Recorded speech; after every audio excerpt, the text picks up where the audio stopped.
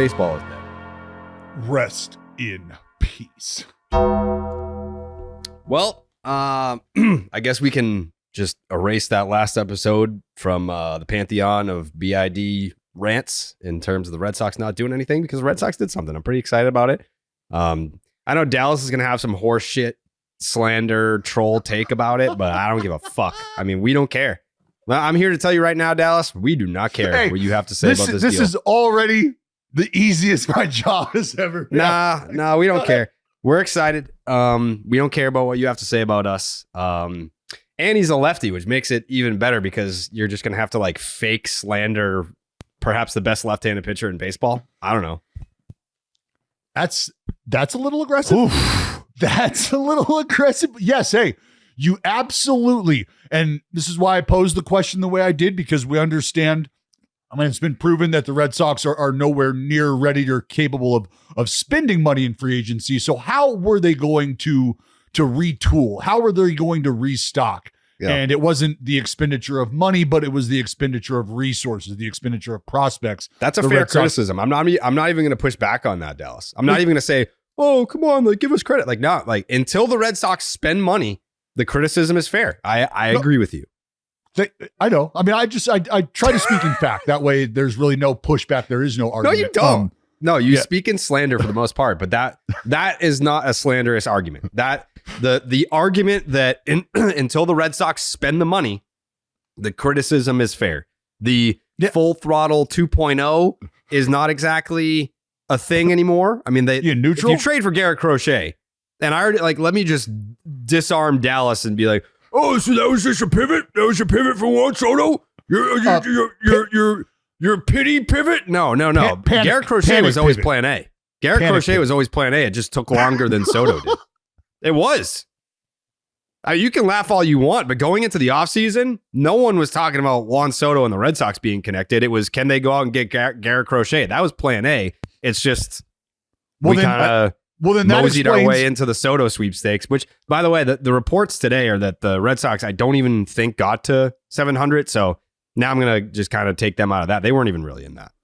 No. And I think this explains why the Red Sox, they're just not ready to spend that money. I think that was just obvious. And what if they extend Crochet? With Garrett Crochet too, Jared, with Garrett Crochet, what if they extend really easy. It's like you're almost, I don't want to say guaranteed to get your man, but when the free agent list looks the way it does, or the resource list looks the way it does, and you're going top tier free agent, not for us. Top tier free, it's not for us either. Top tier free agent, not for us.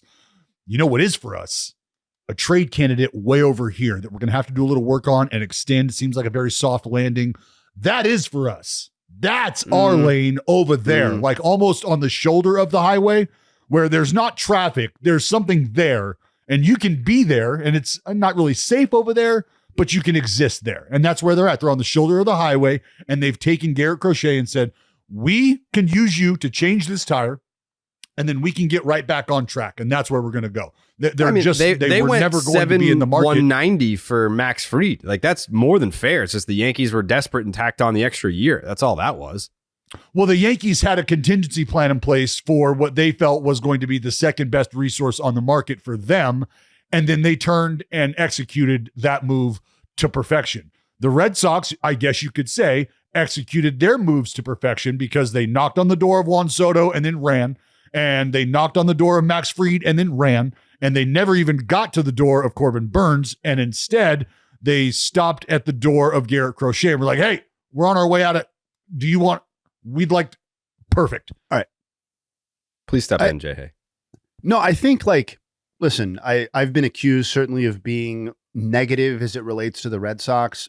I think we're getting a little bit away from the frame of reference that was where we were entering the offseason. And I appreciate that everybody got excited about the Juan Soto thing. I think based on what Jared just shared and other reporting, not totally serious in pursuit of Juan Soto, but that's fine in a sense. Nobody was really expecting them to be that. And I know it sounds like cope from when Jared says it, but it's absolutely true that the Red Sox plan A or priority A going into this offseason was acquiring high-level starting pitching. And if you had told Red Sox fans... Specifically Crochet. Yeah, and he was absolutely linked. Those two are linked for sure. That's not hindsight either. If you had told Red Sox fans that that by December 12th, their main piece of business would have been doing exactly what priority A was entering the offseason, and then they have the rest of the offseason to figure out what it looks like for the rest of it, I think that's a win for the Red Sox. Like, I think people can analyze the prospect haul with Kyle Teal and Montgomery and all of that, and it seems to be maybe not an overpay, but certainly they met the price that needed to be met to get Garrett Crochet, who is an electric, and I don't think he's the best left-handed starting pitcher in baseball right now. I think he possesses the skill set to be that if it puts everything together that we saw from the first 3 months of last season before his, usage and the approach with him was kind of throttled down. I think it's very exciting. With that word. You pair him with Andrew Bailey, who obviously did great work with a lot of Red Sox pitchers this past season, and move past the fog of Juan Soto and the Max Fried stuff. Getting Garrett Crochet is a big win for the Red Sox, and it makes them definitely better in the present. And unlike some of these other guys, it does, if they ever get to the point where they feel like the present team fully justifies a $200 million investment from a position player or a pitcher, they still have that in their quiver to spend because all they spent is prospects here. I like the deal. It's a great deal. It's a great deal. Obviously, we'll have more reaction to that tonight on Section 10. Working on some surprise guests for that episode. But people have thrown around the word overpay, and I don't necessarily feel that way. I think when you look at the Red Sox top prospects, in which they have a lot of them, I don't want to say Kyle Teal is the most expendable because I feel like that's insulting to Kyle Teal. Like, he's not expendable. I think he's going to be a very good Major League Baseball player. But the two guys that we were told are the untouchables were Christian Campbell and Roman Anthony. You kept them. You didn't trade Willier. You didn't trade Casas. I know there's a lot of Tristan Casas trade rumors out there. You didn't trade him. So for me, I feel like that's a win, and that's not to say that any of those guys, I mean, I think Roman Anthony and Christian Campbell are still untouchable, and perhaps there will be a deal in the mix later on with the Seattle Mariners. Like, that's a rumor about, making a trade with them for a starting pitcher. Jared Jones' name has come up, which is very interesting, Dallas, because I would fucking love him on the Boston Red Sox. I bet you fucking would. Big fan, big fan. You know what this does? I feel like this gives Craig Breslow an opportunity and the rest of that front office to, and this is why I said it yesterday on Foul Territory when this news broke live. It wasn't a matter of saving face. I think everybody gets excited, and I try to do my part in talking as much shit to you as possible about how your dreams are not going to come true when somebody like Juan Soto hits the market. So naturally, everybody just gets excited about that. But I think that did, to an extent, allow folks to lose sight of what the Red Sox were trying to do.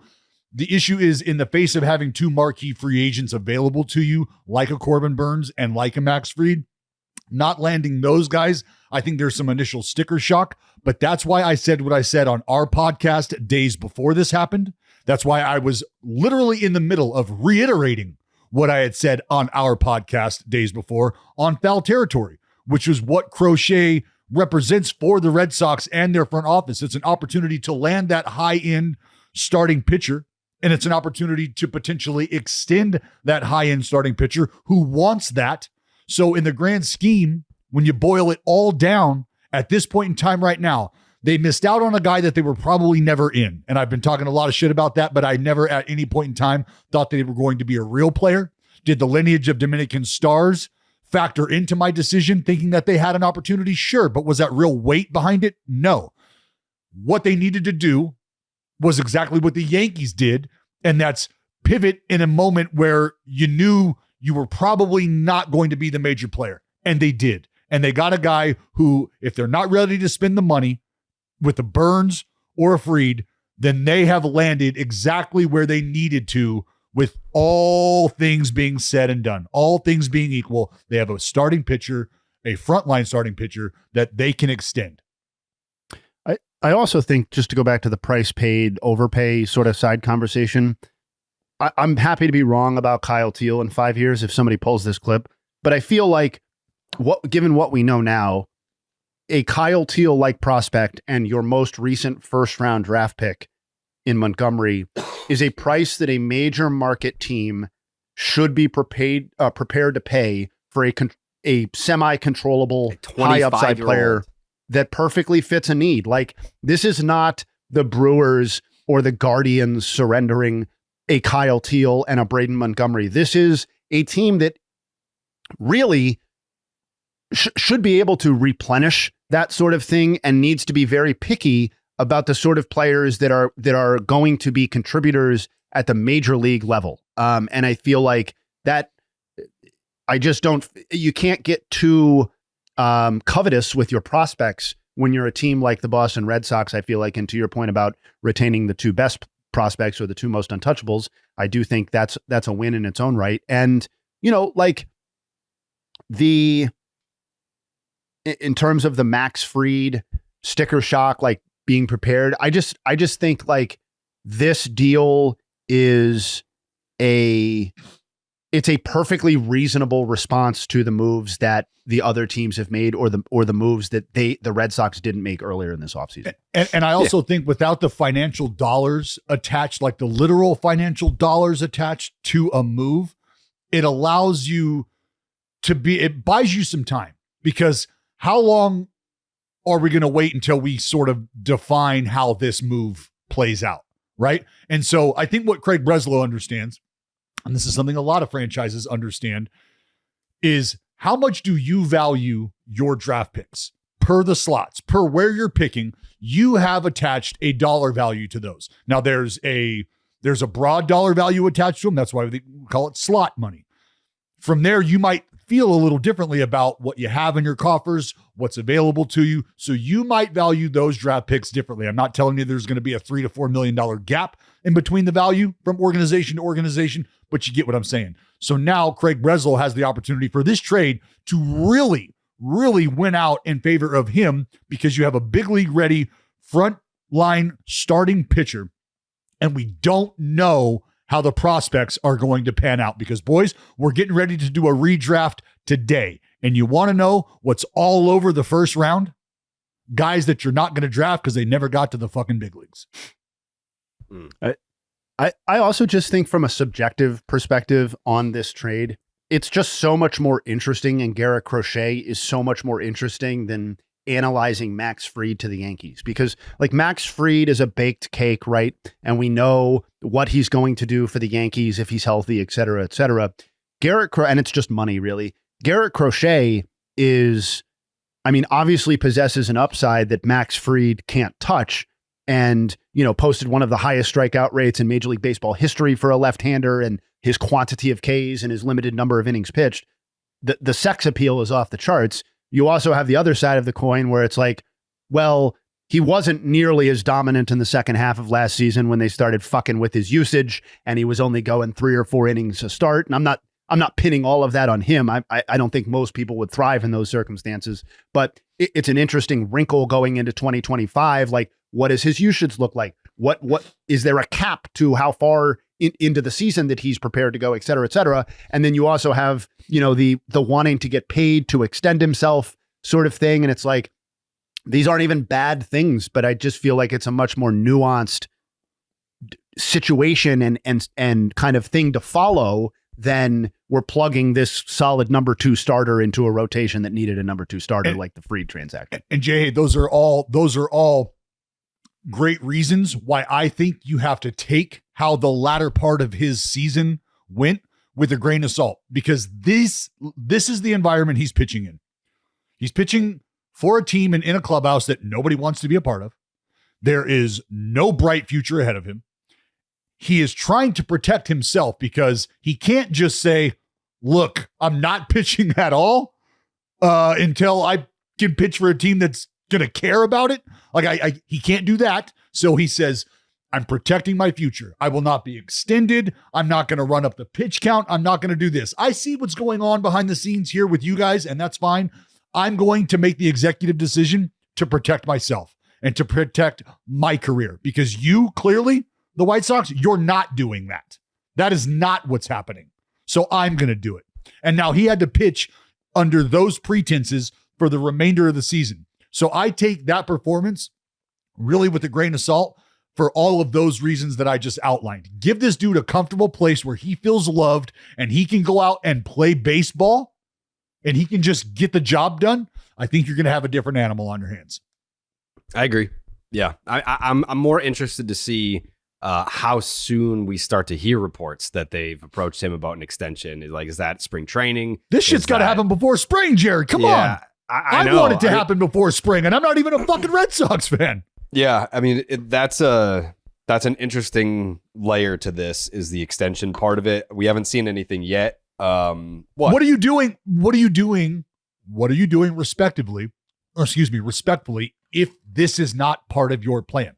No, I think it's part of the plan. I think it's just a matter of when. Like, strategically, when do you approach the guy? Do you let him breathe first, or you just say, hey, welcome to the Boston Red Sox, let's talk extension, or do you wait to get to spring training and you meet with them and you talk to him, you get him acclimated, he meets the coaches. Now we can talk, because what they did this with, you would remember, Dallas, the Red Sox traded John Lester for Yoenis Cespedes, and then he played half a season with the Red Sox, and then that winter they traded Cespedes for Porcello, and then when he showed up to spring training, they extended him, like before he even threw a big league pitch, but they did it in spring training. So the precedent, it's obviously a different leadership, different regime of decision makers, but that's the past precedent, at least for the organization, the same ownership group, in terms of extending a guy that you just traded for that hasn't thrown a pitch for you. If you like him, and you figure it out.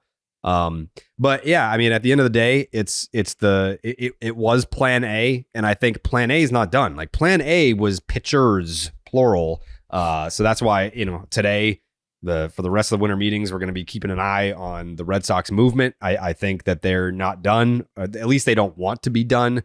As far as Corbin Burns goes, now it's kind of just like out there that I think he prefers the West Coast. Like, at least that's what I've been told. And now today, this morning, woke up, San Francisco Giants went from like giving this public perception of, we're cool with what we've got. And now today they are the heavy favorites reportedly for Corbin Burns. Like, that fit makes perfect sense. And then after that, you've got your Jack Flaherty's. Like, there's still guys out there, I don't know where the Red Sox interest would lie there, but I mean, no qualifying offer attached. I think he's going into his age 30 season. So it's an intriguing option. And then obviously you have the prospect capital to go out there and make another big splash in a trade for a pitcher. So I don't think the Red Sox are done. I don't think other teams are done. And it's something that we're going to have to keep an eye on. Just as an aside on the Giants and Corbin Burns thing, if they do indeed end up signing Corbin Burns, pretty cool situation that Buster Posey finds himself in relative to Farhan Zaidi, right? Where like, you're now allowed to be the high bidder for every player that you want or whatever, or it's not just that Buster Posey's sitting across the table and you're like, wow, this is Buster Posey. Pretty cool. I mean, I'm sure Corbin Burns cares a little, but mostly he cares about the money, I'm sure. And like, this will be between Adames. Let's just say they sign Corbin Burns for $250 million. So that's between Adames, Burns, and the extension they gave Matt Chapman pre-free agency. That's like $600 million. Yeah. Like, it's a lot easier to make your team better when you have the authority to spend $600 million on three players. Yeah, and I really do, J.A. And this is and good for them, by the way. But, And this is not only because of folks I'm familiar with that are very close to what's going on there, but there's just a sense of, and there's been a slow shift, a slow transition. And it starts at different places in front offices, different places on the field.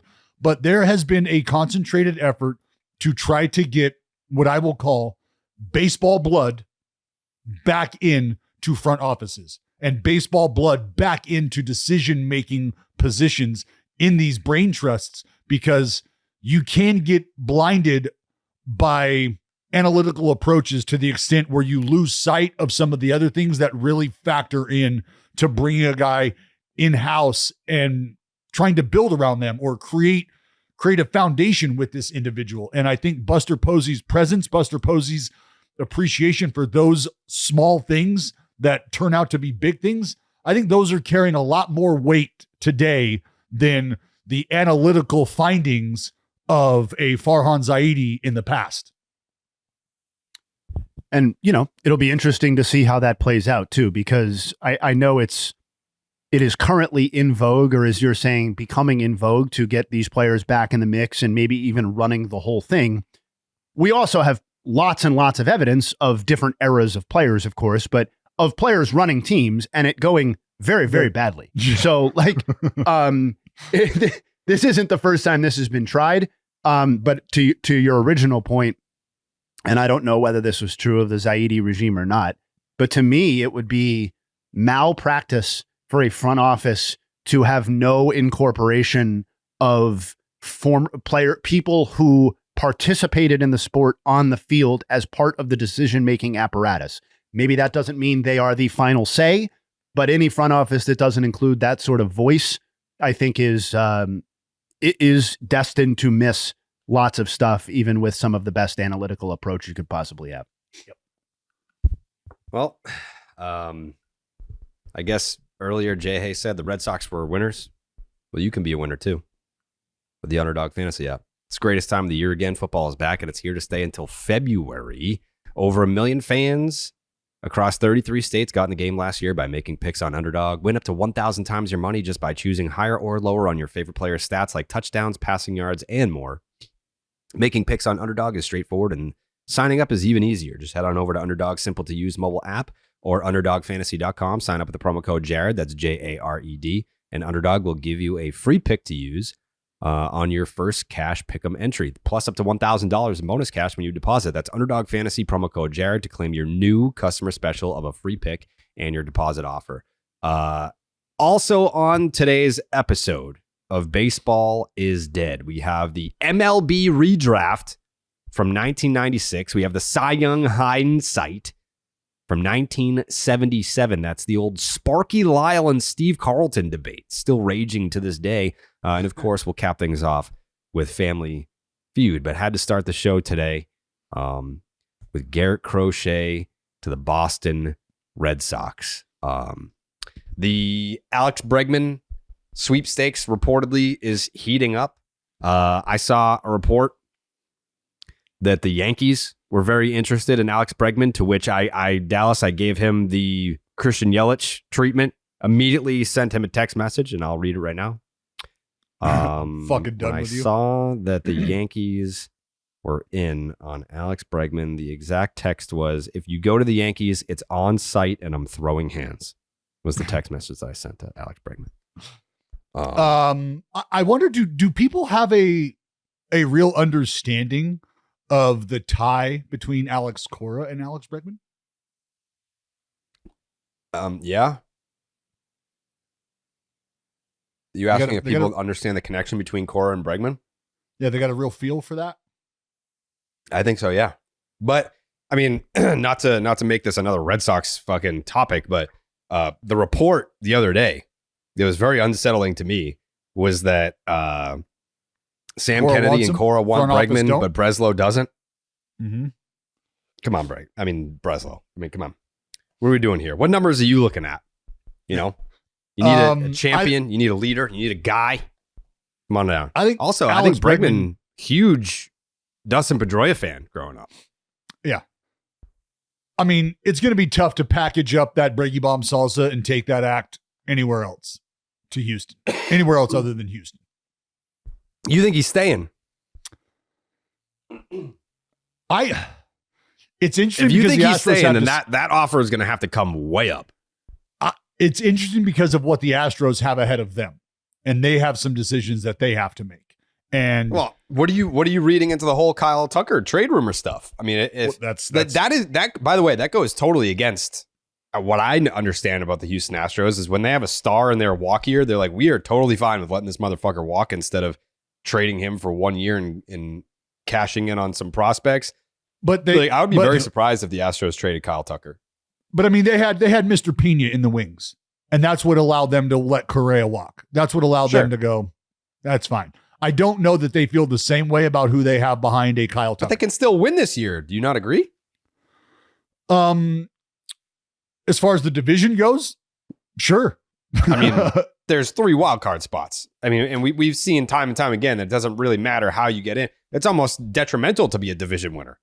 But are the Astros willing to, and I got to believe the answer is yes, are you willing to roll the dice out or roll the balls out and then come June, start to assess where you're at and position yourself to make the move necessary in July so that you bolster yourself and shore up everything you need heading into August, September, October? Are the Astros willing to do that? I think so.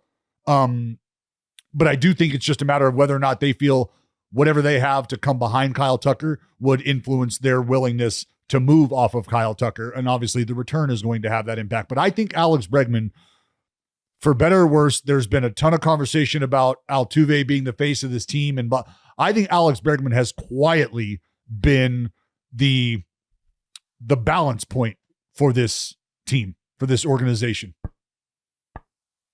I mean, I don't disagree. I don't think that the Astros are going to be as in the ballpark offer wise as some of the other teams that are interested here. I mean, I feel like in your head, you think of the Astros, not you, general, you think of the Astros as like this, kind of higher end market team, and their overall payrolls during the championship era have been top 10 pretty consistently and supported a championship winner. But there's basically no history in, well, any era, but the Jim Crane era specifically, that suggests that they are going to pay any sort of mammoth level contract. So I know we talked about this before with the Kyle Tucker stuff, but it seems like we were ahead of that because now it's kind of ramped up a couple of months after the fact. But like, I just don't know if you are not going to give or be interested in being even in the ballpark of a $300+ million conversation with Kyle Tucker, which based on the reports of the Juan Soto contract and the impact that's had on the market, it seems like $300 million is the baseline for Kyle Tucker coming off of a healthy-ish type season in 2025. Like, if you're out on that, I just feel like, and the return is a win now package, or a package that includes pieces that would help you win now. Because I think with or without Kyle Tucker, whether it's Kyle Tucker or the package that you get back from him, I think the Astros would be considered the favorites in the AL West regardless. And I know Seattle may still have some moves up their sleeves, but I just feel like if you're already out, I think it would be a disservice to the organization moving forward to not seriously entertain the Kyle Tucker trade with or without an Alex Bregman signing or a departure. How does that make you feel as an Astros fan? Like, I think it makes you feel shitty because they won without him last year. Yes, they were whatever 48-31 or something without Kyle Tucker last season. Which was, I think maybe the best in baseball over that stretch. That's not a sustainable formula for them moving forward. We all are on the same page that he's a down ballot MVP candidate in a given season, and that he is maybe their best overall player, or at the very worst, their second best player on the team. And like the largest contract in franchise history is what, $180 million or something for the Astros. Like, it's in the bottom 10 of Major League Baseball for largest contracts. So I think the Astros. So I think I'm frustrated because Springer walks out the door, Correa walks out the door. Now Bregman may walk out the door, and you're telling me that's going to be followed with a Kyle Tucker trade? Right. I mean, I don't think that that's any Astros fan, really important people. I don't think any Astros fan is like, man, really wish we ponied up for George Springer. But like the Correa one, I think hurts. And you can say, okay, we had Mr. Pena, but no disrespect to Mr. Pena, but Carlos Correa was the lifeblood of the Houston Astros. Like, he was their leader. He was the face of their franchise. He was and is a better player. Yes. Which, by the way, there was a report this morning that he's not going anywhere. There were some rumors that maybe the Twins were looking to move him, but that seems to be non-existent at this time. But yeah, if I'm an Astros fan, I'm looking at this saying, okay, if we lose Bregman via free agency, I'm still not seeing why we would punt. Like, because now I'm looking at it as, okay, the window, if we keep Bregman, we can extend the window. We'll figure out, maybe we can talk to Tucker in free, like maybe there's a path where we can keep Tucker in free agency after 2025. But if you lose Bregman and then you trade Tucker, you're basically just saying we are voluntarily closing this window now instead of maybe having one more run with this thing. So I think you're right and wrong. I think you're right that they are basically saying that we're voluntarily kind of letting go of the rope a little bit here on this era. I think simultaneously they could do all of that, and I think they think this too. They could still win the division. Yes. And I think that's, or at the very least, compete for one of these wild card spots. And I think that's a key factor with how the Astros are going to approach this moving forward, is that it isn't a division where the barrier to entry is particularly high, right? The Mariners have never been sustainably good for basically our entire lifetimes, right? We know what the Angels are. We know what the A's are. And I think the Rangers are going to be a genuine threat entering 2025. But if that's what you're calculating, I think they've calculated that we don't have to spend at that level to compete in the AL West on a year in, year out basis. We have Jose Altuve, who is going to go down as the singular face of this era of Astros baseball. And we have made sure that's the case. He was the first dude in the door, and he's going to be the last dude to leave. We have Yordan for a couple more seasons. And I think they think that with the pitching that they have is going to be enough to let them compete at a high level, even if it's not the level that we're used to seeing at juggernaut quality Astros. And we also have to remember, this is a different front office than it used to be.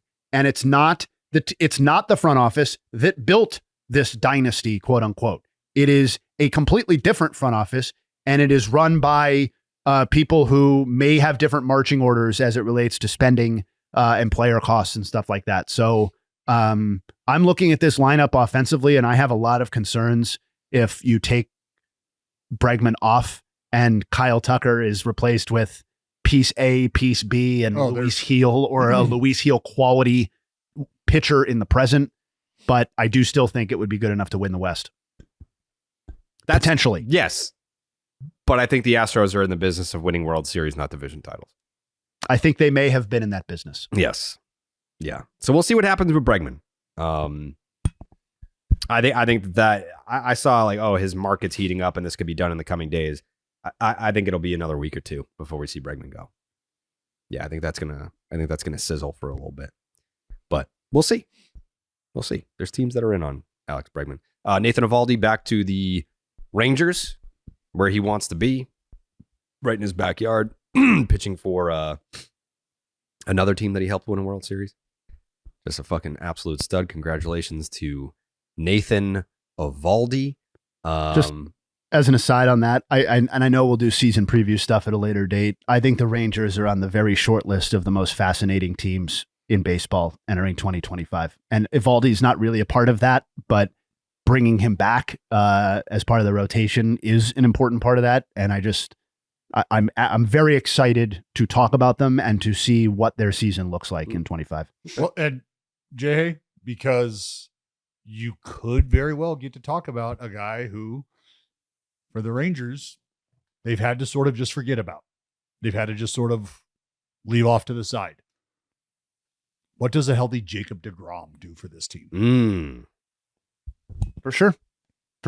And they've got an MVP candidate. They've got a guy, Wyatt Langford, who I think showed us some things to get excited about. They have young players returning off of largely missed, or young-ish players returning off of some missed season, wasted season type of stuff. They just traded for Jake Berger, who I realize is not a headliner, but is an interesting piece of a good offense. So a lot of interesting stuff happening in Texas. Yeah.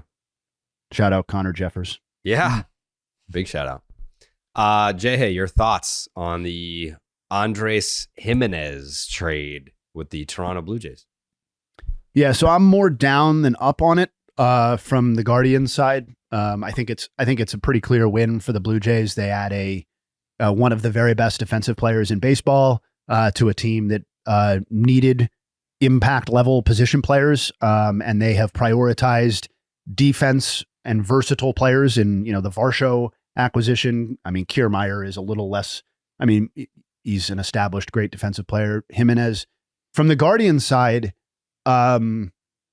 it's frustrating because there's no way you can argue that they didn't trade the best player here. This is a classic case of Cleveland payroll management, I believe, where they're looking at a guy whose offense is headed in the wrong direction, and they're saying, can we, the way we want and traditionally operate, can we be paying $23 million a year for a defense first second baseman, and who could play shortstop if you wanted him to? And I think they reached that the answer was no. I tend to trust Cleveland as it relates to identifying people in other organizations that they want to trade for and getting the most out of those players. So TBD on the return part of it. But to me, this feels like a classic case of taking $1 and getting, like a quarter and a handful of dimes. And that is a loss to me. It also just continues to degrade the Francisco Lindor return, because I know, you can now kick the can down the road and say we're getting all of this value out of one of the pieces that we got from the Lindor trade. I understand how that works. But I'm now staring Francisco Lindor as an MVP candidate on the New York Mets in the face every season. And I don't even have Andres Jimenez to look at on Cleveland anymore. I've got a bunch of bit pieces basically, or guys who may turn into back end rotation guys. It's a frustrating way to live as a Cleveland fan. And, I torch a lot of small market teams for behaving this way, the Rays in particular. I could do that to Cleveland in this sense. I think they see that they can compete for the division. They need to manage their payroll in the way that they need to manage it, but it makes them worse in the present, and that it degrades championship equity, I guess, is the last point that I would make. I'm really all about the Guardians winning a championship at this point, because I've never seen that and my dad's never seen it and stuff like that. And this sort of payroll roster management maybe extends your shelf life, but to me limits your ceiling, and that's frustrating. Yeah. I think it was very funny watching the baseball Twitter discover his contract. They're like, what is this? Yes. Like, what?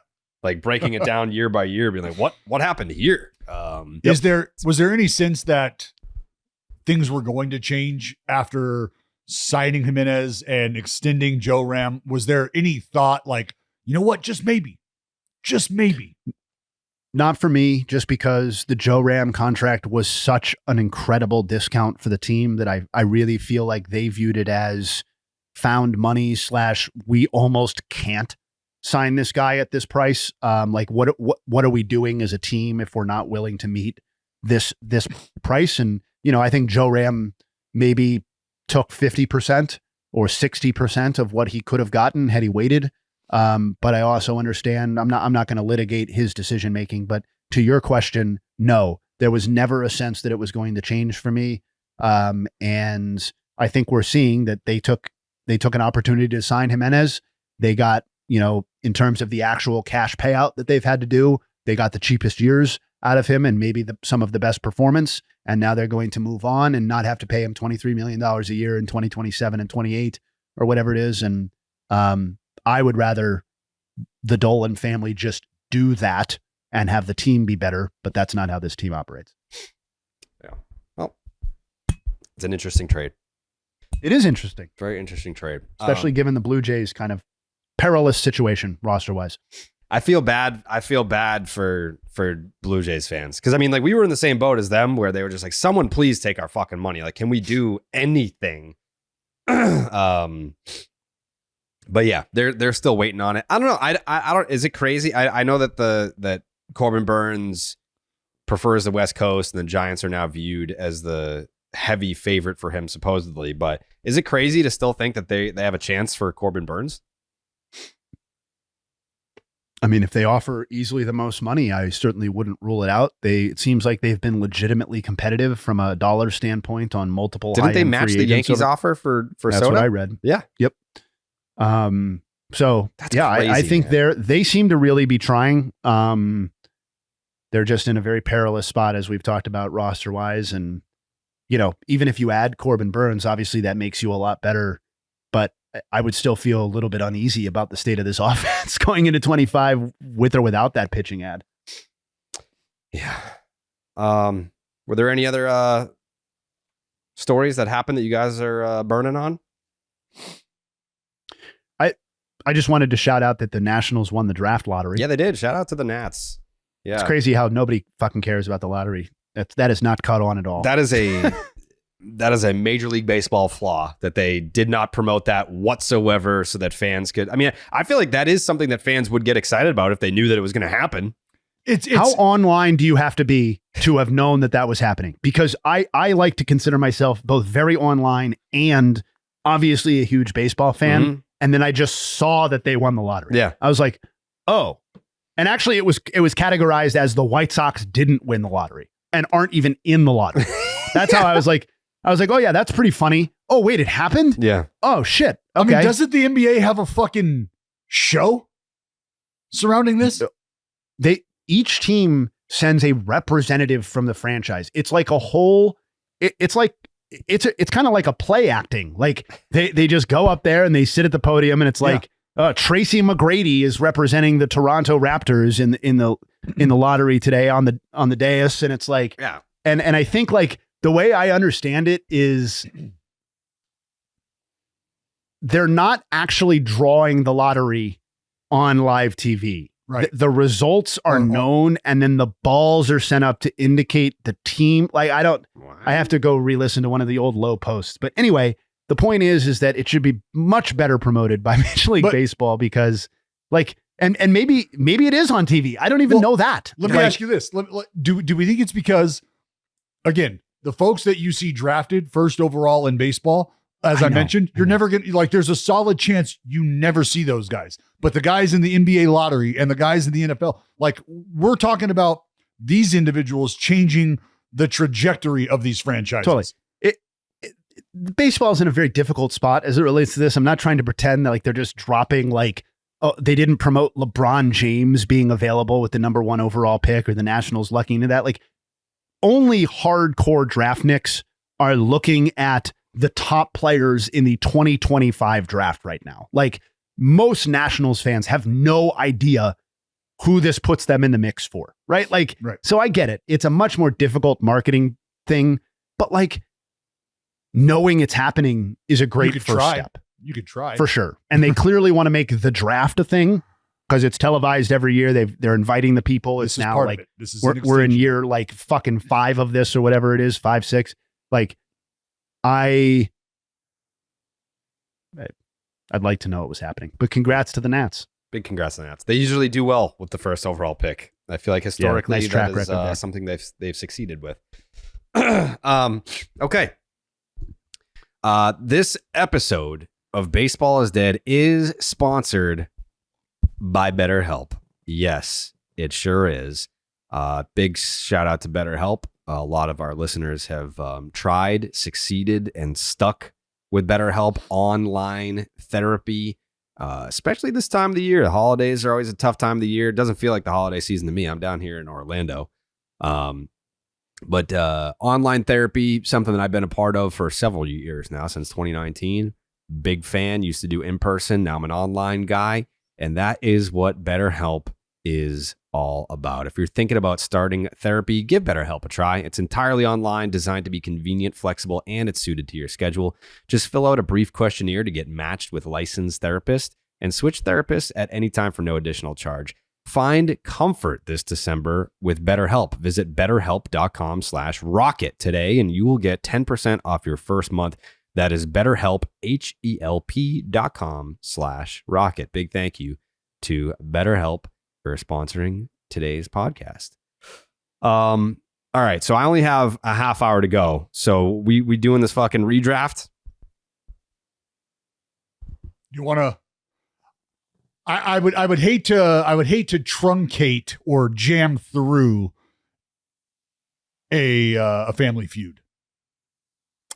So my suggestion, because Jake is sick today and he has become a cult hero, is I am willing to give my spot to Mike Emond to do a the Oakland boys showdown, family feud, Dallas Braden versus Mike Eamon today. That is, we've done it. We've done, special guest appearances before. But I think the people want more Mike Eamon. They really do. After the doc, they're like, give me more Eamon. So, all right, if you guys want to do that, I'm okay with giving up my spot just for this week. I'm taking it back next week. But for now, the 1996 Major League Baseball redraft. The draft order, as determined last week, is J-Hay 1, J-Hay 1, Dallas Braden 2, Joey 3, and I am dead last. I never get to pick higher than third. I think I've been third every time. This time I'm fourth, which sucks. But what are you going to do? Wow. I mean, I don't have that draft luck, brother. Oh, it'll come around. Okay. With the first pick in the 1996 MLB redraft goes to. It was ultimately an easy selection. He ended up going in the second round of the actual 1996 draft. And he's a borderline, although I think falls short, Hall of Famer. I think he's the closest to a Hall of Famer of this class. He is the 2007 MVP in the National League. I'm going Jimmy Rollins. It's a great pick. It's a very good pick. It's a great pick, Jay. I will follow up with another great pick. 6-time Gold Glover. Yeah. Eric Chavez. Wow. It's a great pick. Yep. That is a great pick. Actually, I think if we're going to be honest, I think Joey's the one getting screwed here because I think there's a really rock solid number 3 selection that's kind of obvious. And then I'm not really sure where a person necessarily goes at 4. Yeah. So I'm getting fucked. No. You have 4. That's right. Yeah. You're getting fucked. My bad. I was getting fucked on this thing.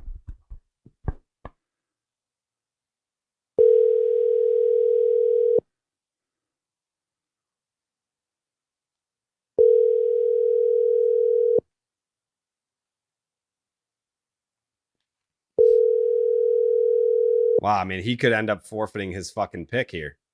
Yep. Your call has been forwarded to voicemail. Oh, shit. Wow. That's fucked up. Yeah. So do we give him the best available kicker for the draft, No. right?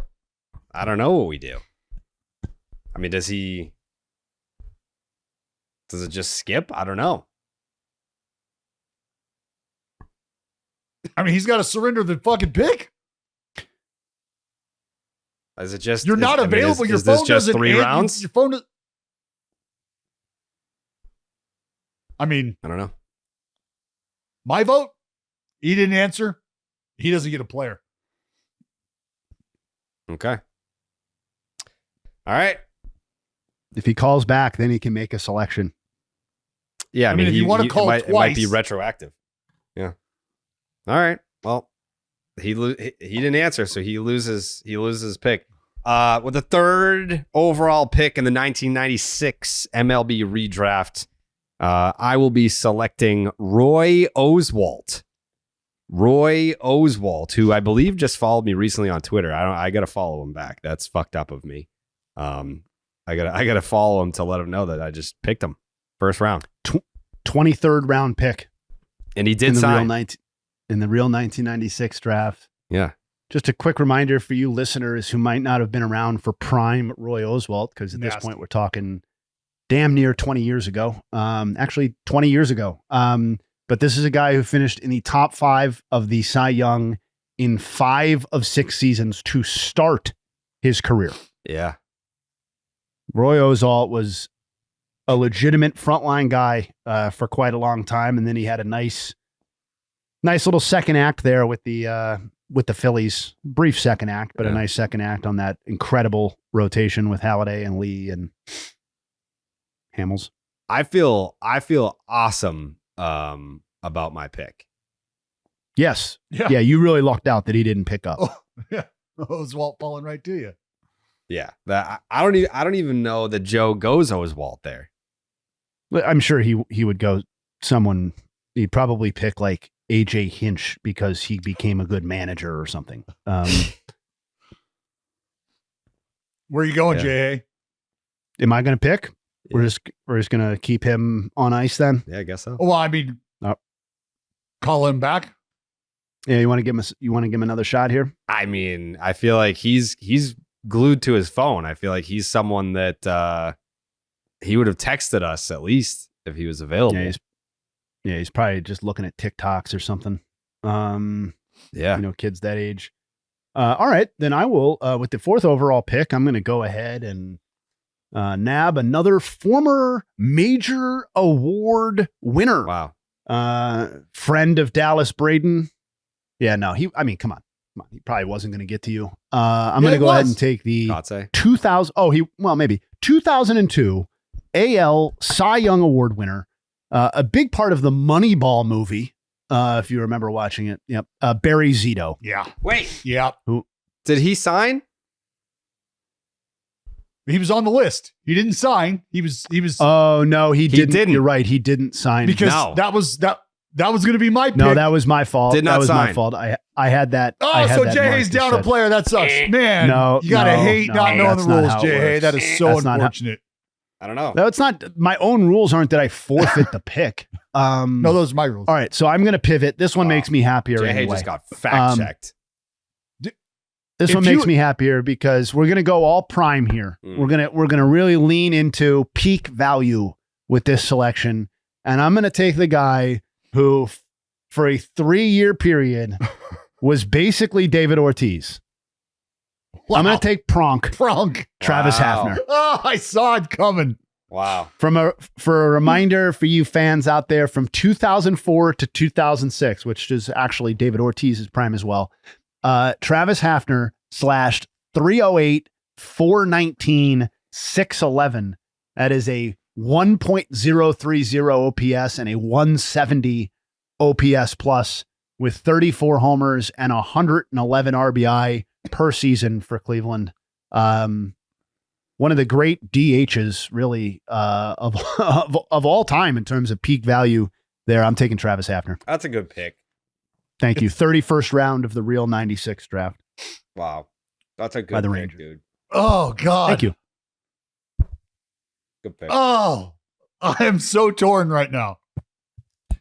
There's another peak value argument to be made with this next pick, I feel like, if you wanted to lean in. It's funny how this class includes no one in the Hall of Fame, but some good players. No shortage of individual award winners. Like you got an MVP, you got a couple of Cy Youngs. No catchers are going to get taken in this draft. I'll tell you that right now. Yeah, there's no catcher on my board. No. It's God, do I do it? It's a weak catcher and first base class. You know what? I'm going to do it just because I have a feeling this other fellow will get to me. So I'm going to go this route simply look, you throw a fucking 86-mile-an-hour knuckleball and you got a fucking Cy Young under your belt and you're a Gold Glover. Give me all of R.A. Dickey, please. Oh, R.A. Dickey. Nice pick. 18th overall pick in the first round of the real 1996 draft. Wow. Dickey, obviously the 2012 NL Cy Young Award winner with the New York Metropolitans, where he had an NL leading 230 strikeouts in an NL leading 233 and 2/3 innings pitch. That's pretty badass to be a knuckleballer and lead the league in strikeouts. By the way, I will never hear that name, R.A. Dickey. Like that. You know what? I think I just realized this about myself. I would fucking go to war for R.A. Dickey. I would go to fucking war for R.A. Dickey. Wow. I didn't know that about myself until right now. Yep. Now you know. Now I know. I hate my pick, but it's the correct pick. With the 6th overall pick in the second round to Team Rocket, we will be going with a left-handed pitcher who was heckled into oblivion at Fenway Park. That will be Ted Lilly. Ted Lilly. Wow. Ted Lilly. I thought he would make it. I had him stashed. I thought it's a good pick. I was going to go with the O-Dog, but he didn't sign. Yeah, that was Orlando gonna be my Hudson. second round pick. Yep, that was going to be my pick. Ted Lilly, the 23rd round of the 1996 draft. 2-time All-Star, Ted Lilly. Yeah. All right, so are we going to call Joey back since it's technically his pick again? I think that's fair. I mean, technically, he missed his pick again because I'm fourth. That's fine. I think you should give him another call. I'm going to give him another call.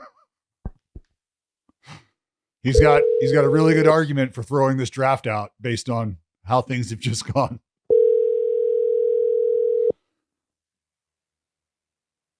Hello? Wow, he picked up. Yeah, All right. man. You What's up? You missed the first round and technically the second round. So do you have 2 picks that you'd like to submit for the 1996 MLB redraft? I would, man. I wasn't informed we were doing 1996. Yeah, we're doing 1996. Let me Google fucking 1996 MLB draft. A heads up would be nice. I feel like we told you. You feel like you told me. Yeah. Well, if you feel that way, then that's all that matters. Do you want to know who's already off the board? Yeah. Jimmy Rollins, Eric Chavez, Roy Oswalt, Travis Hafner, R.A. Dickey, and Ted Lilly. So you can give us 2 picks. God. I mean, this is horseshit. This is terrible, bro. I know. We called you in the first round. You didn't pick up. You call me? Yes. I was probably doing something, you know? Yeah, probably. That sounds like it. Yeah. Starting a skin fire? What are you doing? All right, I got to find out who's in the draft, dude. God damn it. All right, well, I'm going to have to go with... You guys already picked R.A. Dickey? Yep. And Eric Chavez? Yep. Get out of my team. And Mark Kotze? No, Kotze is available if you would like him. Mark Kotze. Mark Kotze is your Fucking first round asshole. pick. See, this is Give why us we don't a need to give us a call second this round pick fucking too. guy. Second round pick? Yep.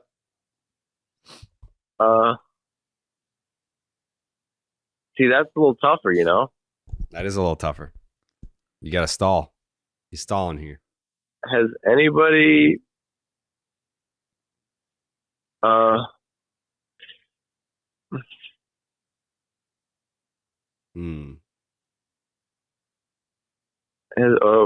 is a cool list. Does anyone... Fuck, dude, I only signed first rounders. Someone picked Jimmy Rollins? Yep. He was first overall. And someone picked Brad Penny? No, Brad Penny, you can have him. Yeah, but what about Travis Hafner? Travis Hafner was the first pick of the second round. Interesting. And Roy Oswalt, he's still available. Roy Oswalt was the 4th pick overall. And Mark DeRosa, he's available. Mark DeRosa is available. I'm going to go with Mark DeRosa because you know why? He was also manager. He was the manager of Team USA for the World Baseball Classic, yes. So I have a manager There it is, and a Jay. player. Correct. There it is. Mark DeRosa is Joey's second round pick. All right, we'll call you back for the third round. All right. All right, bye. Oh, There you go. there's Joe thinking outside the box, though. He's got a manager for his team, Yep. and none of us do. Outside the box or exactly in the box that we have him pegged in. I mean, he also didn't factor in, like he said, I picked D-Row because he's a manager, but then just picked Mark Kotze with his first round Yeah. pick, but did not Who's mention also a anything manager. about him. Well, no, Yeah. because he picked D-Row as the USA manager. Yeah, so yeah, Mark yeah. Kotze managing the Oakland A's every day for the last If- fucking 3 years. It doesn't Mhm. matter. Listen, if he's on his game, which it doesn't sound like he is, but if he's on his game, he could go full manager. He could, yeah. He could go Cora and Hinch to round out his draft. Yeah.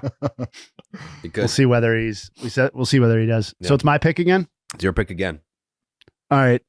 A lot of eye of the beholder stuff at this point in the draft. There's about 5 pitchers or so that I've got on a list.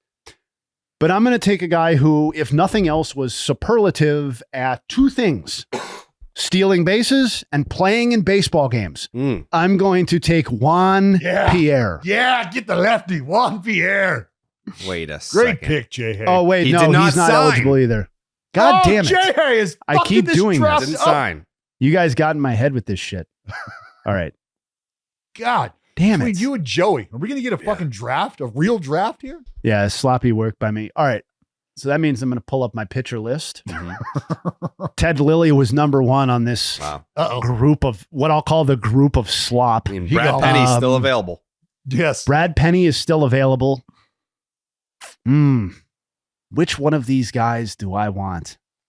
I feel so good about my next pick because I know, because my fourth pick is a joke, but this is just going to be Scott Schoenweiss, still looming. Sorry, give me 1 second. No, you're fine. You're fine. You're fine. Thank you. All right. Ooh, this is close. This is close. Does a Chuck Crumpton do anything for you? No. But you know who does something for me? A pitcher who had what I would call an underrated peak, which is, I think, is all you're going to get at this point in the draft. But from 2005 to 2007, this man put up 15.7 wins above replacement over 3 seasons, 677 innings of 3.77 ERA ball. He was obscured by being on mostly forgettable teams, and ultimately being a little homer prone. But he did have a season where he finished 4th in the Cy Young, which is more than you can say about most of the people left. Are you doing it? I am going to take the orangutan. Yes. Aaron Did not sign. Harang. Did not sign, Jay Hay. For Jesus the third Christ. fucking time. Did not sign. All right, I'm going to take Brad Penny. Just get this guy off the clock. Brad Penny is the pick. Brad Penny. Oh, Obviously working off the wrong list. Jesus Christ. Jay, about as on fire as a fucking igloo right now. All right. Damn, I was pretty happy about the orangutan. I was happy too. Would have been nice. Would have been nice. All right, Dallas. You're and on Juan Pierre. Jay, you will appreciate this pick here. Yeah.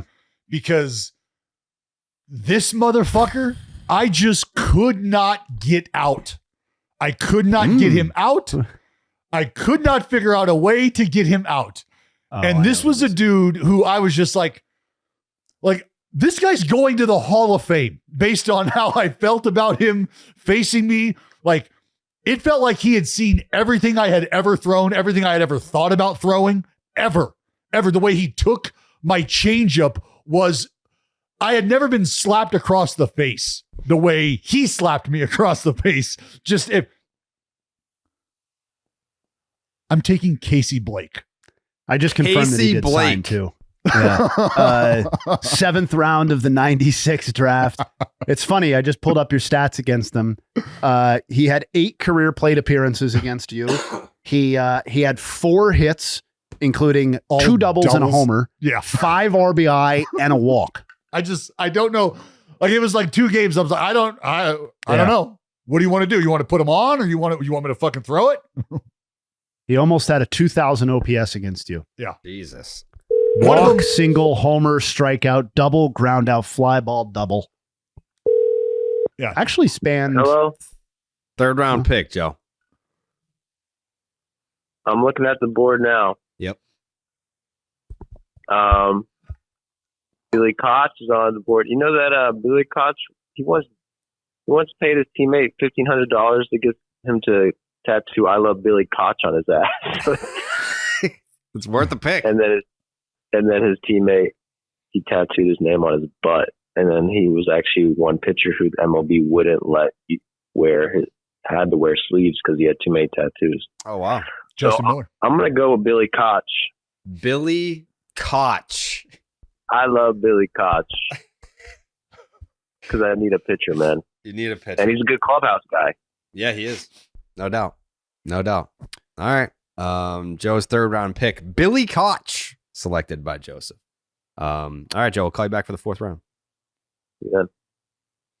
Billy with 144 saves through the first 4 seasons of his career. Wow. And Okay.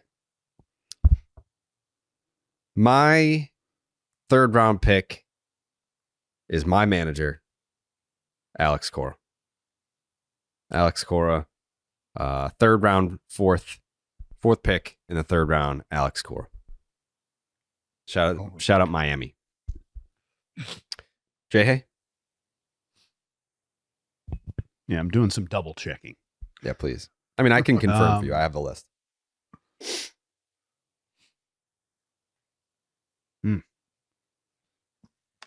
These guys are not very good. No offense to them. There's a sneaky good pick out there. Ooh, really? Yeah.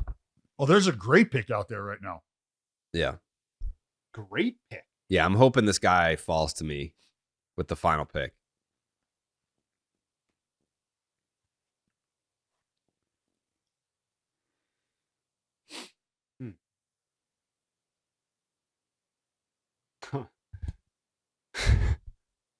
I don't think I can take him because that'd be bad for the clubhouse, I think. Yeah, we're gonna leave Milton Bradley out there. Yeah, Milton Bradley's not gonna make the No. I'm just going over the list because your comment that there's a really good pick out there made me. It's a good value pick. Yeah.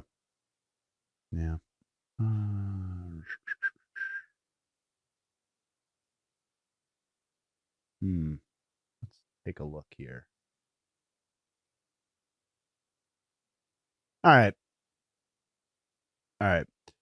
There's a lot of, kind of just number 4, number 5 starting pitchers that are still out there, Kyle Loesch, Jake Westbrook, those types. They're not doing anything for me. But I'm going to take a guy who, for a brief moment in time, was a pretty good bat. Okay. I'm going to take Jock Jones. You found him. Nice. You found him. 5-win season in 2002 for the Twins. That alone is going to get you noticed here in the 4th round of the 1996 MLB redraft. Yeah. That was the pick. That's a good pick. Thank you. 2nd round of the 96 draft. There you go. Dallas Braden, your final pick of the 1996 redraft. Well, boys, everybody needs a writer. Everybody needs a writer. And it might be you that gets you to the show. And it might be the aiding or the assisting of your support group around you who gets to the show. And sometimes if that's the case, that support group can tend to overshadow your performance. So while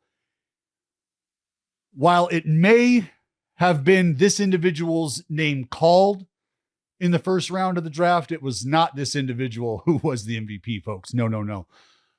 My 4th overall pick in the 1996 draft goes to the MVP of the Mardi Gras. That's a strip club out in Atlanta, Georgia. My 4th overall pick is Anna Benson.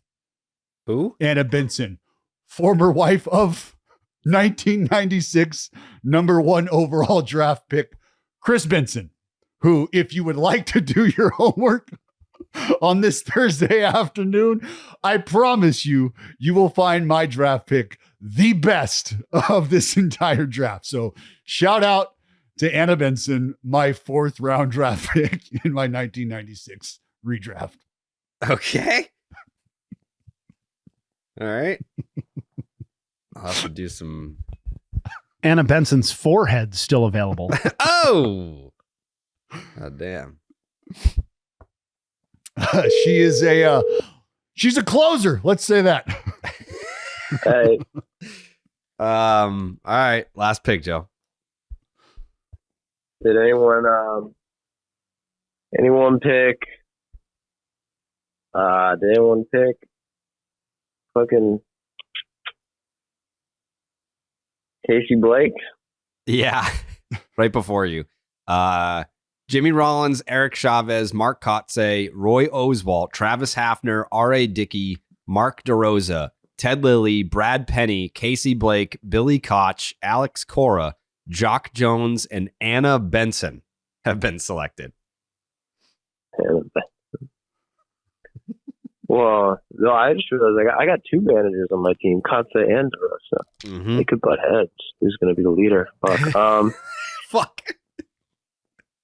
I think just on name value alone, I'm just going to go Jeremy Giambi. I think that's going to do well. Yeah. Rest in peace, Jeremy Giambi. I'm going to go Jeremy Giambi. I think that's going to do well for the voters. You have no chance of winning this draft. I don't have a chance. Yeah. No, and that was just because you picked where you picked. Like you missed Kotze and DeRosa can't be the best players on your team. Yeah, nobody has the leadership. Like maybe someone. Yeah, well, it's like if you collude against me and don't even tell me we're drafting 1996, then call me like we're drafting 1996. Like, I think I You must have missed the rundown this morning too. Yeah. Thank you, Joe. No, I saw the rundown.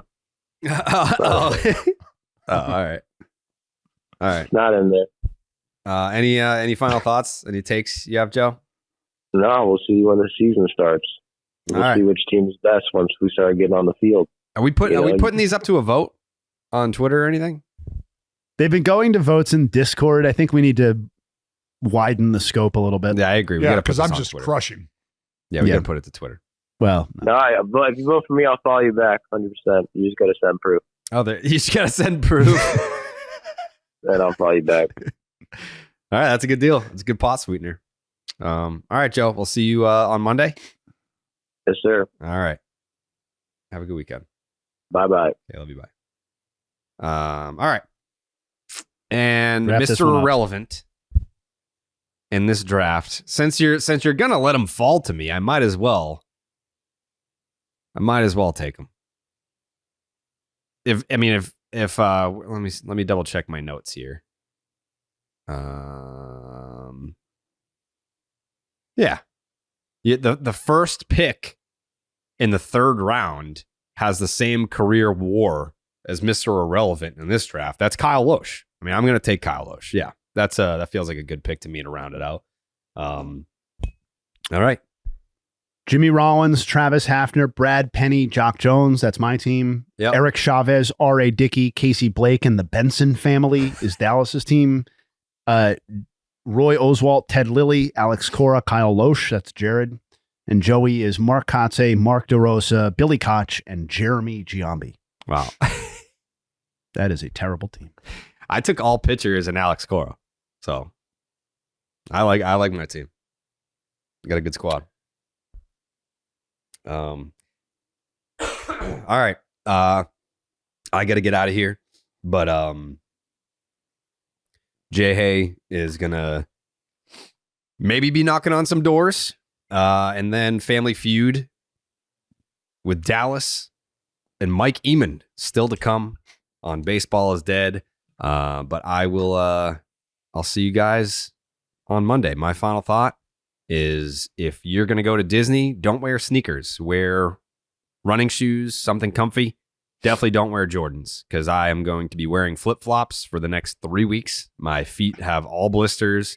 I can't feel my pinky toes, and there is a giant, giant blister underneath my foot right now. The most physically tired I've been in the last decade. Yeah. Was after my trip to Disney with my daughter. I'm in a lot of pain, like a lot of physical pain. So, well, you walk around Disney with fucking lifts on for 6 hours. It's like walking around in strength shoes. You can't do that. Your calves are going to be on fire. Things just don't wear Jordans. Would not recommend wearing Jordans. I would recommend wearing some sort of running shoe. Please do it for me.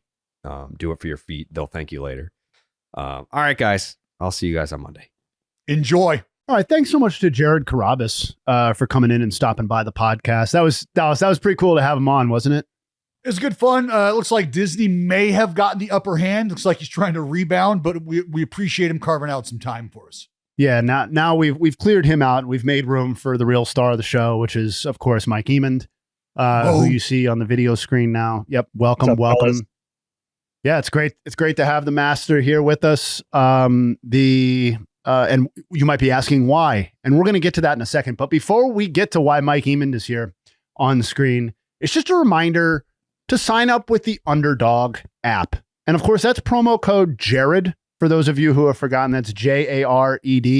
Making picks on Underdog is straightforward, and signing up is even easier. Just head on over to Underdog's simple-to-use mobile app or UnderdogFantasy.com. Sign up with the promo code Jared, and Underdog will give you a free pick to use on your first cash pick'em entry, plus up to $1,000 in bonus cash when you deposit. That's Underdog Fantasy. Promo code Jared to claim your new customer special of a free pick and your deposit offer. Dallas, any quick thoughts on the Cowboys here before we wrap up this Underdog spot? Yeah, I feel like we got a great opportunity to head into this week against a struggling team and I think get ourselves back on the right track, Jay. It's what we've been trying to do this entire season, get back on the right track. Just absolute fuckery towards the end of games. You got to be able to close out. Put a fucking body on somebody. Boy, that was, oh man, I was almost in tears listening to Micah Parsons after that Bengals loss last week. I mean, it was just so sad. But anyway, Underdog Fantasy, promo code Jared, sign up. Mike Eamon is here because we are going to play a little game called Family Feud. And he is going, this is going to be an all Oakland documentary version of Family Feud. Jared has surrendered his seat for this week only, so that Mike can step in and go, you know, I'm never quite clear whether we're pitching this as against each other or with each other. It seems to be a little bit of both. And that's the way we like it here at BID. But we're going to play Family Feud here in a few minutes. But before we do that, most people tuned into the podcast, of course, for the 1977 Cy Young hindsight. Yep. Since we're already at about $1.30 and Mike is waiting patiently to play Family Feud, I will be relatively brief with this one. But we are going to knock on some doors. And here's how it breaks down. In the AL, we've got Sparky Lyle winning the Cy Young. At the time, he was the first relief pitcher ever to win the AL Cy Young Award. It had happened in the NL, but it never happened in the AL to that point. Sparky Lyle had a 2.17 ERA in an AL leading 72 games in which he appeared in across 137 innings and 26 saves. The Yankees made it back to the World Series for the first time in 15 years in 1977. At the time, that obviously did not influence the voting specifically, but Sparky Lyle was a key piece of that pitching staff and obviously the number one reliever on the team. That was, if you're wondering, why did he only have 26 saves in this magical relief season where he threw 137 innings? Well, Yankees were pretty progressive as it relates to bullpen usage at that time, and he was being used in the most important points in the game rather than just the 8th or the 9th inning. Obviously, that made him more valuable, not less. He also was top 5 among AL relievers in innings pitched and saves. As I said, he led AL relievers in ERA, and he is one of 6 AL pitchers to pitch exclusively out of the bullpen who topped 100 innings that season. He appeared in the 6th inning or earlier 15 times out of 72 appearances in 1977. So he was truly being used all over the place.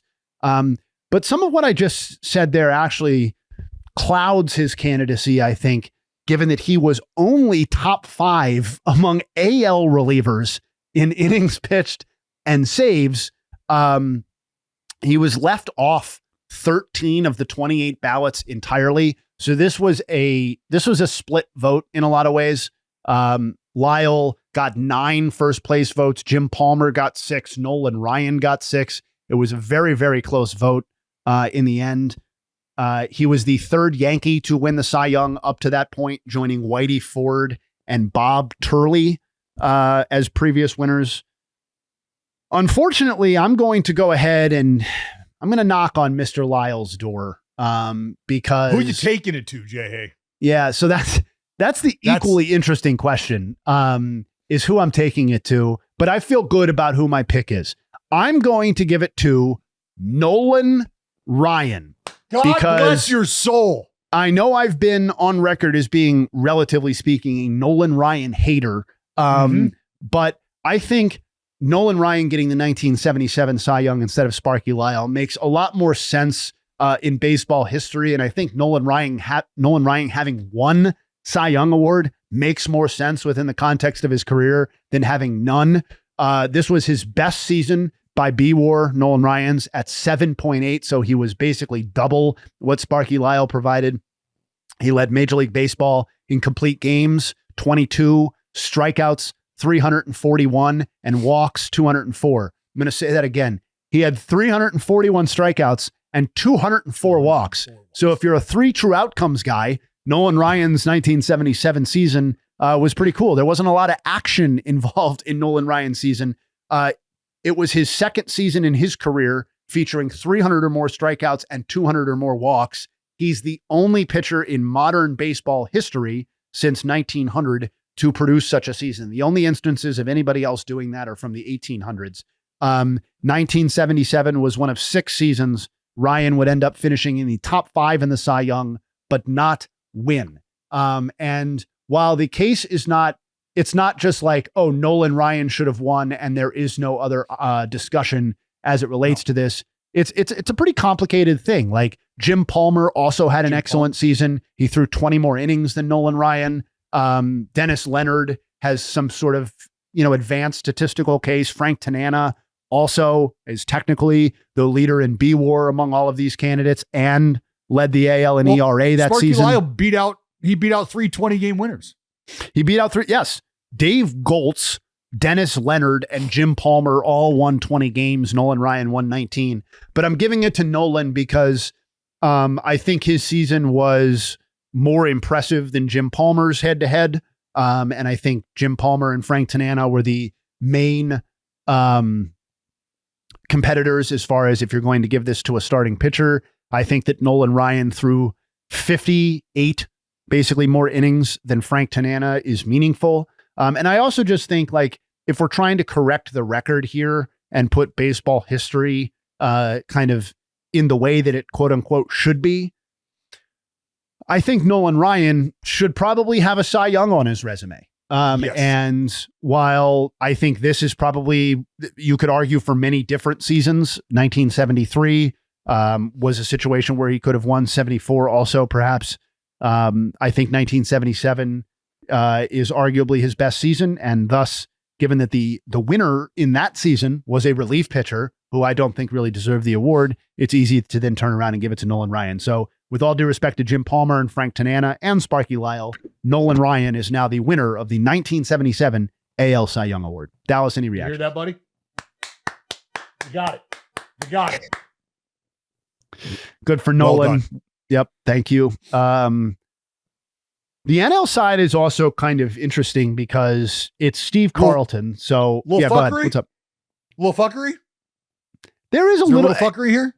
There's a little fuckery. It's more just like, I'm interested to see, like, I had to do some digging as to why some of the numbers were the way that they were. So Steve Carlton, in terms of the advanced numbers, wins above replacement, namely, did not deserve to win this award. There were several people who were better than him by that. The order, just to refresh everybody, was Steve Carlton getting 17 of the first place votes. He won pretty convincingly. Tommy John, Rick Russell, Tom Seaver, John Candelaria, and Bruce Sutter were the other guys who received votes. Okay.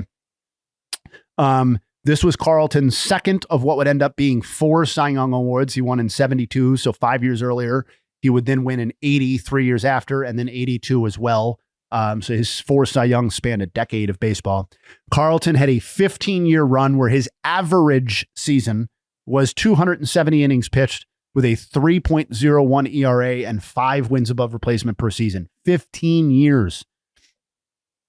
You go to the voting page, though, this season, and what one number above all stands out to me, and that's Rick Russell with 9.5 wins above replacement per Baseball Reference, which is 3.6 wins above replacement more than Steve Carlton. So that requires something of an explanation to me, because his ERA is basically the same as Carlton's. His innings pitched are actually 31 fewer. And so why was Rick Russell's wins above replacement so high? Well, what I learned are two things. A, Wrigley Field was an absolutely brutal place to pitch if you were a pitcher in 1977. I went and looked at the park factors for that season, and the park factor for Wrigley Field for home runs in 1977 was 157, and for runs, it was 128. For comparison's sake, Veterans Stadium in Philly for Steve Carlton was 99 for runs, so 128 to 99, and 106 for homers, so 157 to 106. These were two completely different pitching environments that these two people had to deal with. One's pitching on the moon. Exactly. I mean, those are 157 for homers is a massive number. That's and I know it's a one season park factor, and there are all sorts of noise going on there, but it paints a picture of why you would start to see Rick Russell being appreciated by advanced statistics more than he was by traditional statistics. The second part of this, in addition to it being a brutally unforgiving place to pitch for Russell, is that he was also flanked by what appears to be a horrifically bad defense by the Cubs in 1977. So you have a bad defense and a brutal offensive park, and the guy's still putting up a 2.79 ERA in 252 innings pitched. So that's basically, and you know, if you want to cast some doubt on those numbers, and I think it's fair to not assign the exact value that we assign park factors today to what they were in 1977, but it certainly paints a picture. If you look at just adjusted ERA, which obviously factors in environment and stuff like that, Russell's was 158 that season. Tommy John's was 138. And Steve Carlton's was 153. So it's, on one hand, I'm hesitant to take away a Cy Young from one of the six or seven greatest pitchers of the last, 50, 60, 70 years in Steve Carlton. Certainly one of the greatest left-handers of all time. I also think that this allows us an opportunity to shed some light on just how underrated of a career Rick Russell had, though, because you're talking about a guy who, by wins above replace, 68.1 career wins above replacement. So we're moving beyond just 1977. 68. That is more than, among others, Jim Palmer, John Smoltz, Roy Halladay, and Bob Feller. Okay? That's how good Russell was. Yeah, no doubt. Like, not people who barely snuck in. Those guys are all considered no doubt Hall of Famers. And Russell, I believe, yes, he got 0.4% of the vote in 1977 when he came on the ballot. And that was obviously it for him. In addition to those single season issues that he faced that I outlined, the Cubs, who he spent the majority of his career with, were basically forgettable for more or less the entire run of his career. From a wins and losses standpoint, he was never competing on high level teams, but we are also talking about a guy with a 3.37 ERA in over 3,500 career innings pitched. CC Sabathia is going into the Hall of Fame. I don't think anybody's going to doubt that here in a few months or in a month. CC Sabathia has a 3.74 ERA in basically the exact same number of innings pitched. So something to consider. And that's why I'm going to give Rick Russell the 1977 NL Cy Young Award. Steve Carlton's got Big Daddy. Steve Carlton's got plenty of them. He's not going to miss one. It doesn't impact his status as an all-time great, but I do think in a different way than it allows us to shed light on Nolan Ryan's career, who nobody lacks familiarity with. This allows us to shed some light on Rick Russell's career and give the guy who, by advanced statistics, was the clear correct choice this year, although he finished third in the actual voting. So congrats to Rick on his 1977 NL Cy Young Award. We're doing God's work here. Because thank you. I'm glad you're on the same page with me here. If not for us, Nolan Ryan and Big Daddy have to live a life where they are not Cy Young Award winners. And that's just simply not the case here at BID. No. And, maybe this will be the start of Rick Russell getting a second look, or a third or fourth Golden or fifth Era look. Committee. Well, Dave Parker and Dick Allen just got in. So Never say never, and I'll save that for final thoughts. But that's the 1977 Cy Young hindsight. Thank you for listening. Love it. That's why Jay Hayes goated people. Thank you, baby. Love it. Love having Mike on here. We'll get you on camera more often with comments like that. All right. Are we ready? Are we ready for the feud? We are ready. Oh shit. Da-da-da. Da-da-da. Da-da-da. Where's our music? Yeah, Jake's going to edit that in after the fact.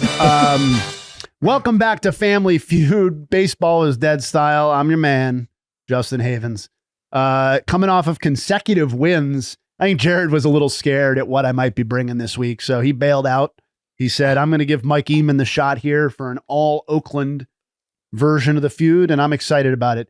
Dallas and Mike, who wants to go first? I will. Oh, you know what? Maybe I should let him go first so he doesn't have to battle and deal. Yeah. Okay. You go first, and I'll. All right. All right, pop those off, DB. All right, yeah. Mike, how do you feeling? Feeling pretty good. Okay. One of my good friends was actually on the real Family Feud. Oh, that's awesome. My buddy from my hometown. Sadly, they didn't win, but it was cool. I think that's the game show I would go on if I had an opportunity to go on any game show. Yeah. All right. So in fairness, I did not create these questions with you participating in mind. So if these are a little bit unfair or obscure, then I apologize, but they're all related to, mostly related to baseball stuff that's in the news. So Okay. you can at least take stabs at it. Okay.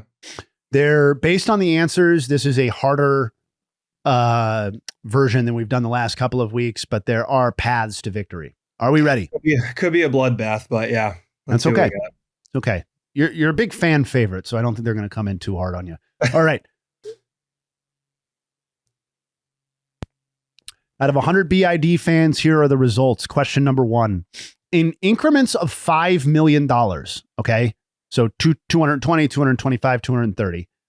How much will Corbin Burns' eventual contract be in total dollars?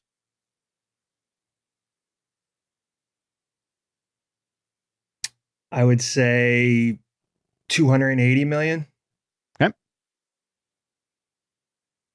When I say the first name Luis, who is the first baseball player, active or retired, who comes to mind? Castillo.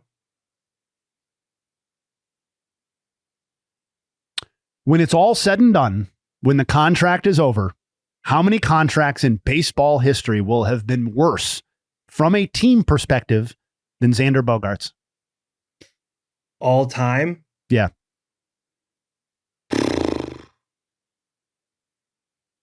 Three? What will the regular season win total of the AL East winner be in 2025? Number of wins. 94. And this was more intended for Jared, so I do apologize for this, but you can obviously pick an answer here. Of the core characters in the Mickey Mouse Clubhouse show, Mickey, Minnie, Goofy, Daisy, Donald, and Pluto. So 6 options. Who is the best character, Mike? I'm going to go with Goofy. Thank you, sir. Dallas, pop him back on. DB.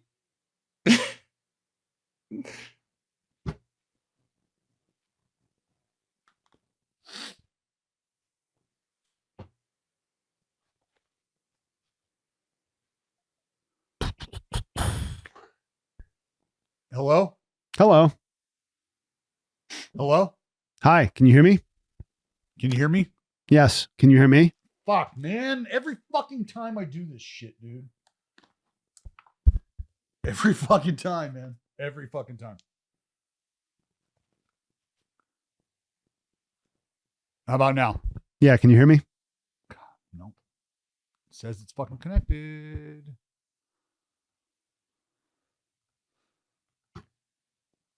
Hello, hello, hello. Hey, can you hear me? It didn't switch to my fucking phone.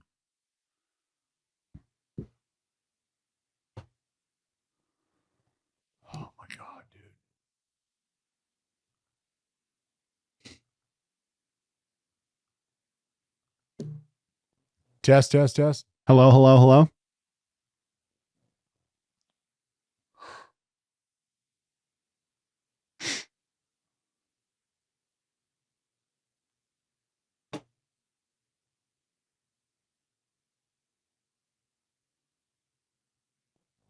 Talk to me now. Hello? Hello. Hello? Hey. Hello. Hey. Hello. Okay. Hello. All right. We're back. We're back. We're back. All right. DB, are you ready? Oh, fuck. How'd we do, E? What do you got, babe? So I don't know, honestly. I thought it was going to be a bloodbath, but we'll see. I don't know. no bloodbath. Mike got you more than half. Jay didn't give me any weird faces, so I was like, all right. All right. All right. Mike got you more than halfway there, Dallas, Oh, all right. but just over 102. Okay. All right. So more than respectable. All right. You need 98 points to bring this home. Dallas, I'm going to say you need to be on your game. This is harder than the last couple of weeks. I didn't take it easy on you guys, okay? All right. There's a few questions with huge spreads here, but you can win. You can win. Okay. Out of 100 BID fans, here are the results. Question number 1. In increments of $5 million, so 220, 225, 230, etc. How much will Corbin Burns' eventual contract be in total dollars? 220. This is my time, not yours. Okay. When I say the first name Luis, who is the first baseball player, active or retired, who comes to mind? Gonzalez. When it's all said and done, when the contract is over, how many contracts in baseball history will have been worse from a team perspective than Xander Bogaerts? 0. What will the regular season win total of the AL East winner be in 2025? Number of wins. 93.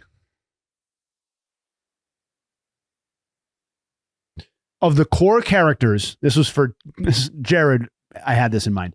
Of the core characters in the Mickey Mouse Clubhouse show, Mickey, Minnie, Goofy, Daisy, Donald, and Pluto, so 6 people. Who is the best character, Dallas? Fucking Donald. Wow, you guys did not double each other up on any single question, which is pretty remarkable, I feel like. All right, let me add them up here. Well, my first answer was dumb now that I'm looking back on it. So Whoa. We're going to get way overshot. We're going to get a feel. We're going to get a feel for where you're at here, E. I think I said 280 for Corbin Burns. Way off. That's All right, guys. it's very lucrative.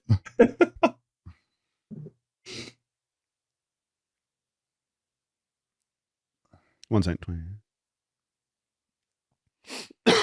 How are we feeling, Jay? We'll see. All right. In increments of 5 million, what will Corbin Burns' contract eventually be? Mike came through with 280. That was worth 2 votes. Interestingly enough, the exact same amount that Dallas provided with 220, 2 votes.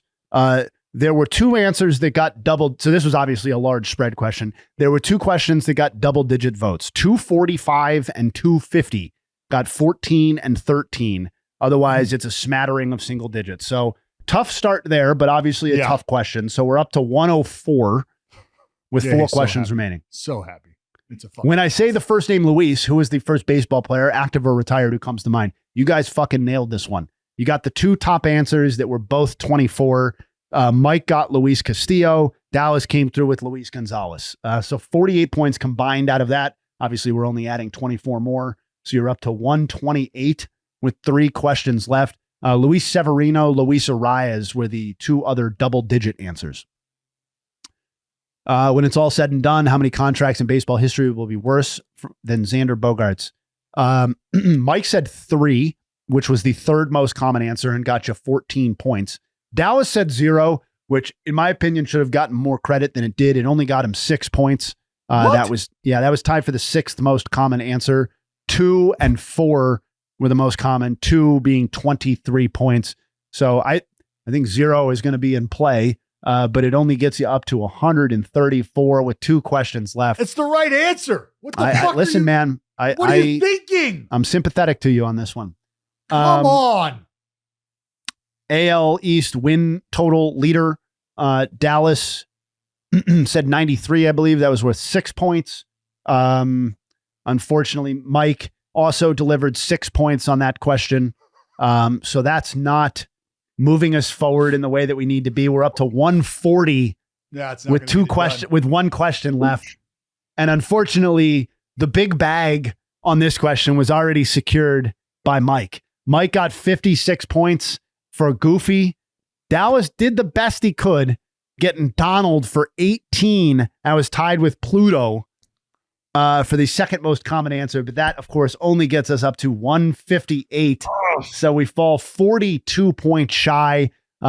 Mickey and Daisy got votes, which means no votes for Minnie. Kind of sexist, if you ask me. But so just so you guys are wondering, what was actually the path to getting here? It was hard. But you guys, if you would have said 250 for the contract answer, if we would have gotten more points, if you would have said 2 for the Xander Bogaerts question, and if we would have gotten more points, 95 or 98 wins in the AL East winner, that would have brought it home for you. So very tough, narrow path, but a good sobering, a good kind of come down to earth after those previous 2 victories. So Mike, you did all you could. You could. I put that on me. I think it was the 218, the 8 for Max Fried that was in my head that had the 280, and I panicked. So Dallas, this one's on me, man. You're being very nice and putting it on you. Dallas got 56 points though, so it's on him. For the Discord to look at any other contract like it's worse than the Xander Bogart, I can't. They need to be put in timeout. They need to be put in timeout, and they need to think about what they've done, because that's bad. It's a bad look for you, Discord. It's a bad look. You're better than that. Or I thought you were. Dallas, any final thoughts? I would really love to see the San Francisco Giants make a little noise. That would be really, really interesting, because in a division where they can't just roll over and continue to hand it to the Dodgers, you got to do something. You have to do something. And they have not been able to net their guy in years past, in efforts past. So maybe, just maybe, Corbin Burns is the signing that Buster Posey and the Giants need and land to get themselves over that hump. That's nice. Mike, final thoughts? I'm just excited to get around the fellas again once the season gets going, man. I got to be around the guys. We need more live streams, spring training. Me and Dallas might have something going on in January. I just got to be around the fellas again. But you guys have been crushing it. The hot stove stuff's been unbelievable. And I've been, following all along. And I'm just excited to see what the Sox are going to do next. It's great having you on. I hope we can do it more often, do it again. I'm excited to be around the boys, you specifically. During this podcast, there started to be messages about spring training and the dates that's going to be involved. So the chatter has begun. That's very exciting for me and all of us. My final thoughts, I'm going to dedicate it to Dick Allen, who was elected to the Hall of Fame via special committee. I think maybe since Thursday, or at least since the last Monday podcast we did.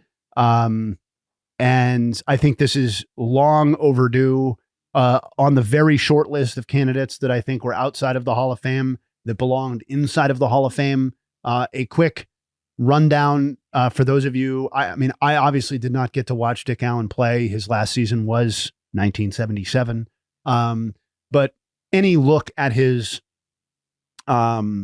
baseball reference page and in reading articles about him and his award wins would lead you to believe that this is a guy who definitely belonged in the Baseball Hall of Fame, and whose peak was as fearsome as basically any player from that era of baseball. If you are curious, well, what does that mean? Dick Allen's career adjusted OPS of 156 is the same as Frank Thomas's. It's higher than Hank Aaron's. It's higher than Joe DiMaggio's and Willie Mays's and Mel Ott's and Manny Ramirez's and Frank Robinson's.